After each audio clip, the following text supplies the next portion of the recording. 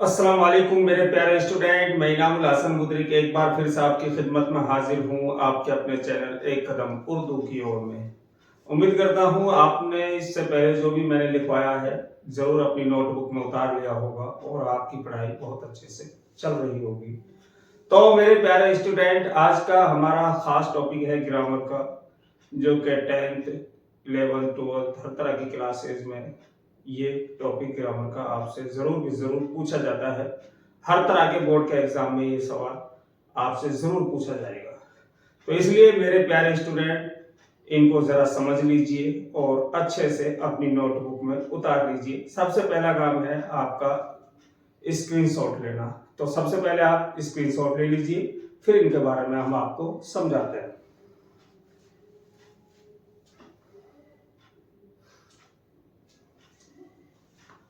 तो मेरे प्यारे स्टूडेंट, आज का हमारा टॉपिक है उर्दू कवायद का फ़ैल के लिहाज से जमाने की किस्में। फ़ैल के लिहाज से जमाने की 3 किस्में होती हैं। आपने ये जरूर पढ़ा होगा, हिंदी में भी पढ़ा होगा और इंग्लिश में भी आपने टेंस जरूर पढ़े होंगे। तो जमाने को इंग्लिश में टेंस बोला जाता है। तो टेंस तो आप छोटी क्लासों से पढ़ते ही आ रहे और टेंस के बारे में आप बहुत अच्छे से जानते भी होंगे। तो टेंस को उर्दू में जमाना कहते हैं और जमाना 3 तरह का होता है।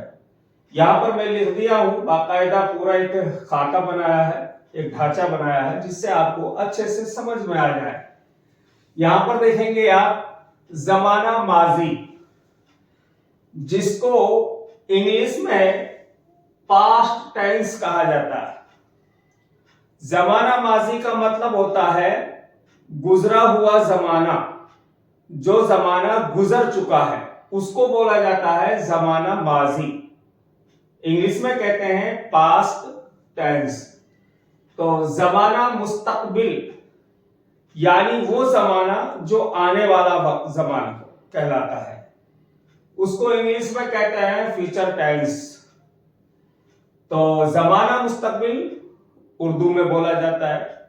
अब जमाना मुस्तकबिल वो जमाना, वो वक्त जो आएगा, आप अच्छे से समझ लीजिए। और यहां पर है जमाना हाल। अब जमाना हाल को इंग्लिश में कहा जाता है प्रेजेंट टेंस, यानी मौजूदा वक्त जो अभी चल रहा है, जैसे फिलहाल मैं अभी आपको पढ़ा रहा हूं। इस तरीके से टेंस की 3 किस्में होती हैं। हिंदी में, उर्दू में, इंग्लिश में सेम है, बस उनको अलग अलग नाम दे दिए गए हैं। इंग्लिश में इंग्लिश के नाम से है, हिंदी में हिंदी के नाम से दिया गया, उर्दू में उर्दू के नाम से दे दिया गया है। बस फर्क इतना सा है, बाकी बात एक ही है। तो आप समझ गए होंगे जमाना माजी को इंग्लिश में क्या कहा जाता है, पास्ट टेंस कहा जाता है। और जमाना मुस्तकबिल को यानी आने वाले जमाने को इंग्लिश में कहा जाता है फ्यूचर टेंस। और जमाना हाल जो है इसको इंग्लिश में बोला जाता है प्रेजेंट टेंस, यानी मौजूदा जमाना। तो आप इसको अच्छे से समझ गए होंगे। ये तो है फ़ैल के लिहाज से जमाने की किस्में। अब आपने इनको तो समझ लिया, अब इसके बाद में आपको समझना है फ़ैल को। फ़ैल जिसको इंग्लिश में वर्ब कहा जाता है, फ़ैल को जमाने के लिहाज से 3 हिस्सों में बांटा गया है। फ़ैल जो है उसको जमाने के लिहाज से 3 हिस्सों में बांट दिया गया है, जिसको तो आप पहले तो ये फ़ैल की डेफिनेशन समझ लीजिए। जब 3 हिस्सों में किस तरीके से बांटा गया फिर वो भी आपको समझाएंगे। देखिए फ़ैल किसे कहते हैं? किसी भी काम को फ़ैल कहते हैं जिससे किसी काम का करना या होना मालूम हो। किसी भी काम को फ़ैल कहा जाता है जिससे किसी काम का करना या होना मालूम होता है, वो फ़ैल है, जिसको इंग्लिश में वर्ब बोला जाता है। तो वर्ब को जमाने के लिहाज से 3 हिस्सों में बांटा गया है। जमाने के हिसाब से 3 हिस्सों में बांटा गया है। पहले नंबर पर उसको बोला जाता है फ़ैल माजी, ठीक है, फ़ैल माजी। और दूसरे नंबर पर है फ़ैल मुस्तकबिल, तीसरे नंबर पर लिखा है हमने फ़ैल हाल। अब इन तीनों की डेफिनेशन आप समझ लीजिए। आपने टेंस को ऊपर जो हमने लिखवाए हैं उनको तो समझ लिया है। अब जो जमाने के एतबार से फैल की जो किस्में हैं जरा उसको भी समझ लीजिए। ये देखिए जमाने के एतबार से फैल की तीन किस्में हैं। यहां पर मैंने साफ लिख दिया है, फैल को जमाने के लिहाज से तीन हिस्सों में बांटा गया है। समझ रहे हैं आप? नंबर एक पर आप देखेंगे फैल माजी। अब फैल को इंग्लिश में क्या कहा जाता है? वर्ब कहा जाता है। और माजी मतलब इंग्लिश में माजी को क्या कहा जाता है? देखिए हमने यहां पर लिख रखा है, पास्ट कहा जाता है। ठीक है, अब ये जो है देखिए, ये तो माजी जो है इंग्लिश में पास्ट कहलाएगा और उर्दू और फैल उर्दू में क्या कहलाएगा, सॉरी इंग्लिश में क्या कहलाएगा? वर्ब कहलाएगा। अब ऐसा कोई काम जो गुजरे हुए जमाने में होया हो, फैल माजी, ऐसा काम जिसको गुजरे जमाने में किया गया हो। यहां पर मैंने इस फैल माजी की डेफिनेशन यहां पर बिल्कुल साफ लिखी है। फैल माजी की ये डेफिनेशन है, यहां पर लिखी है, फैल माजी गुजरे हुए जमाने में काम का होना पाया जाए। मिसाल के तौर पर हामिद आया, हम जयपुर गए थे। अब इन दोनों जुमलों में आप आसानी से समझ सकते हैं कि काम हो चुका है। हामिद आया यानी हामिद आ गया, या हामिद आया था, या सलमा आई थी, सलमा गई थी। ये जो सेंटेंस मैं बोल रहा हूं, इन सेंटेंस में जरा गौर से समझिए कि काम हो चुका है और गुजरे हुए जमाने में यानी पास्ट में काम हो चुका है। तो अब हम जयपुर गए थे, हम गुजरे हुए जमाने में जयपुर गए थे, यानी जो वक्त गुजर चुका है, इससे पहले गए थे। ठीक है, इस तरह के जो फैल है उर्दू में उसको फैल माजी कहा जाता है। क्या कहा जाता है? फैल माजी, जिसको इंग्लिश में पास्ट टेंस कहते हैं। ठीक है, यानी जो गुजरे हुए वक्त में जो काम होया हो।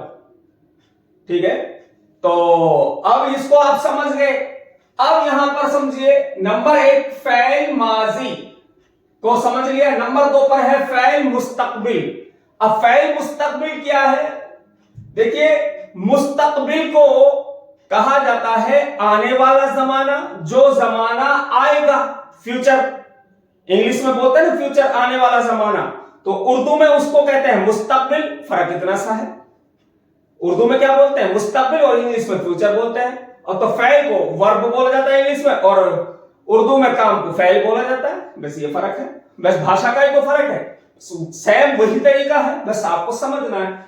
फैल मुस्तकबिल वो काम जो आने वाले जमाने में किया जाए, यानी ऐसा कोई भी काम जो आने वाले वक्त में किया जाए।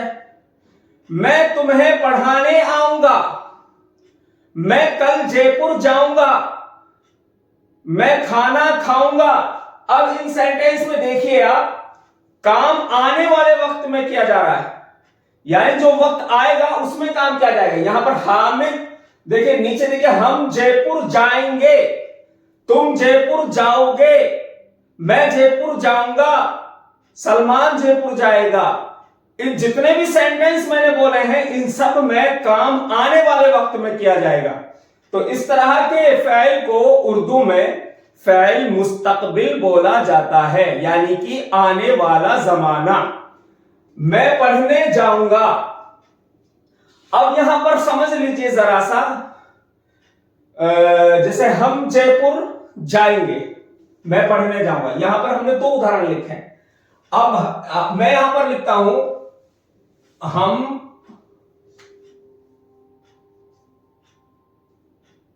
जयपुर जाएंगे।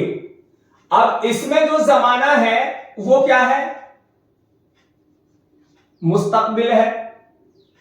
और हम जयपुर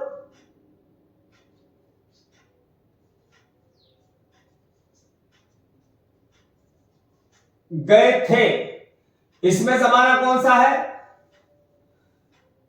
इसमें जमाना है माजी। ठीक है, अब इसके ऊपर देखिए, हम जयपुर जाएंगे, मुस्तकबिल आने वाला जमाना। हम जयपुर गए थे, माजी जो जमाना गुजर चुका है। अब यहां हम लिखते हैं हम जयपुर जा रहे हैं। अब देखिए, हमने ये जो सेंटेंस है इसमें देखिए हमने तीनों जमाना मौजूद है इसमें, तीनों ये जो सेंटेंस हमने बनाया। देखिए, हम जयपुर जा रहे हैं, ये प्रेजेंट है, ठीक है।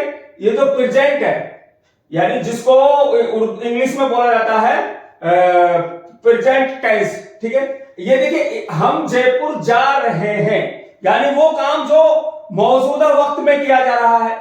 हम जयपुर जाएंगे मुस्तकबिल में यानी आने वाले जमाने में हम जयपुर जाएंगे, जिसको कहा जाता है फ्यूचर टेंस। अब देखिए, हम जयपुर गए थे, अब ये जो है गुजरा हुआ वक्त है, जो काम हो चुका है यानी जिसको कहा जाता है माजी, फैल माजी कहा जाता है, तो इसको बोला जाएगा पास्ट टेंस का इंग्लिश में। तो इस तरीके से एक बार देख लीजिए, हम जयपुर जा रहे हैं, इसको बोलेंगे फैल हाल। हम जयपुर जाएंगे, इसको बोलेंगे फैल मुस्तकबिल। हम जयपुर गए थे, इसको बोलेंगे फैल माजी। यानी जो काम हो चुका है उसको फैल माजी कहते हैं, और जो काम हो रहा हो, जैसे मैं तुमको पढ़ा रहा हूं, इसको कहेंगे फैल हाल, और काम जो आने वाले वक्त में किया जाएगा उसको कहते हैं फैल मुस्तकबिल। तो आप आसानी से समझ गए होंगे। अब यहां पर देखिए फैल हाल, तीसरी किस्म हमने लिखी है।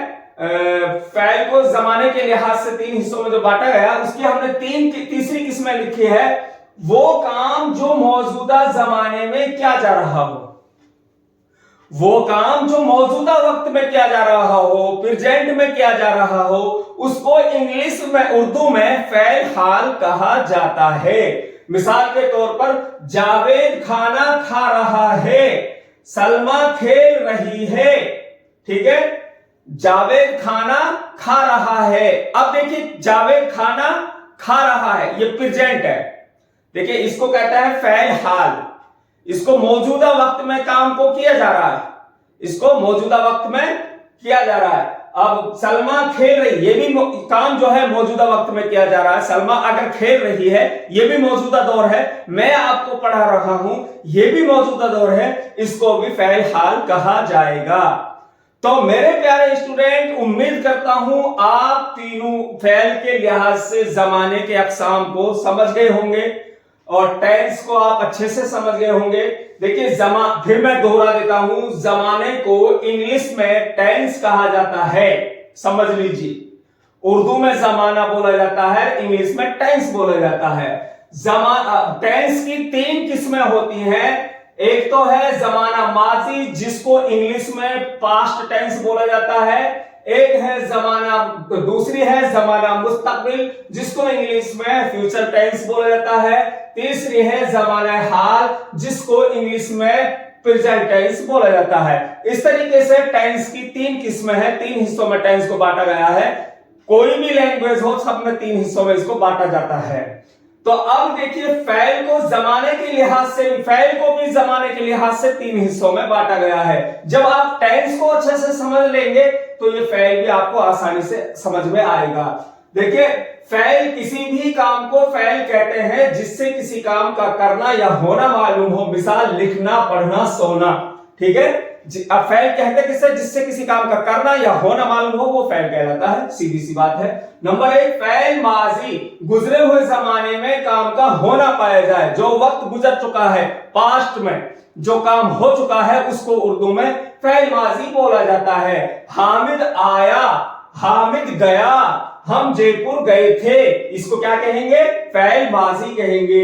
नंबर दो, फैल मुस्तकबिल, आने वाले जमाने में जो काम किया जाए। मिसाल के तौर पर, हम जयपुर जाएंगे, मैं पढ़ने जाऊंगा, जो काम फ्यूचर में किया जाए, आने वाले वक्त में किया जाए। नंबर तीन, फैल हाल, यानी मौजूदा जमाना, प्रेजेंट वक्त जो जमाना है, उसको उर्दू में फैल हाल बोला जाता है। जैसे वो काम जो मौजूदा जमाने में किया जा रहा हो। मिसाल, जावेद खाना खा रहा है, सलमा खेल रही है। इस तरीके से ये जो है टेंस के अकसाम है। तो जमाने के लिहाज से फ़ैल की जो किस्में हैं वो भी हमने यहां पर लिख दी हैं और उम्मीद करता हूं आपने अच्छे से इनको समझ लिया होगा। अगर मेरे प्यारे स्टूडेंट फिर भी आपको समझ में नहीं आया है, आप हमें कमेंट में जरूर बताइए। इंशाल्लाह हम फिर से आपको समझाएंगे और बेहतर समझाने की कोशिश करेंगे, लेकिन अपने दिल की बात हमारे साथ शेयर जरूर करें। अगर आप नहीं बताएंगे तो हमें क्या मालूम किस टॉपिक को लेकर आप परेशान हैं, क्या समस्या आपको हो रही है। इसलिए अपनी दिल की जो भावनाएं हैं उनको हमारे साथ शेयर जरूर करें और याद रखें, वीडियो को शेयर करना बिल्कुल, लाइक भी करें, शेयर भी करें, सब्सक्राइब करें, ताकि और बच्चों का और स्टूडेंट का फायदा हो सके। इंशाल्लाह फिर मिलेंगे नेक्स्ट वीडियो के साथ, किसी नए टॉपिक के साथ। अब चाहता हूं मैं आपसे इजाजत। अस्सलाम वालेकुम।